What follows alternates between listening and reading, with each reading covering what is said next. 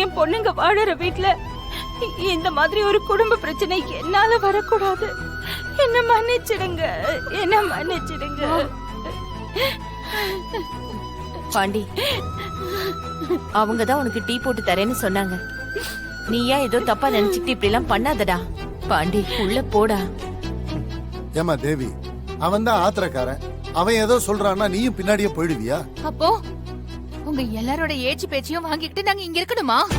தேவி, வேண்டாம் மாமா, தயவு செஞ்சு எங்களை விட்டுருங்க, நாங்க போறோம். இல்லம்மா, தப்புதான் தப்புதான். நான் பேசியிருக்கவே கூடாது. நான் பேசினது தப்புதான். நான் பேசியிருக்கவே கூடாது. பாண்டி, இதெல்லாம் சரியில்லடா. அவங்கதான் சொல்றாங்கல்ல, உள்ள போடா. முடியாதுமா, எனக்கு மரியாதை இல்லாத இடத்துல நான் இருக்க மாட்டேன். அப்படி என்னடா உனக்கு இங்க மரியாதை எல்லாம் போயிடுச்சு? ஏதாவது சொல்லிக்கிட்டு போ, சும்மா உள்ள போடா. இல்லப்பா, யாரோ மூணாவது ஆளுங்க என்ன கேவலப்படுத்தி பேசுறாங்க. இன்னைக்கு ரெண்டுல ஒண்ணு நடக்கணும். டேய், என்னடா என்ன நடக்கணும்? ஒண்ணு நாங்க இங்க இருக்கணும், இல்ல இவங்க இருக்கணும்.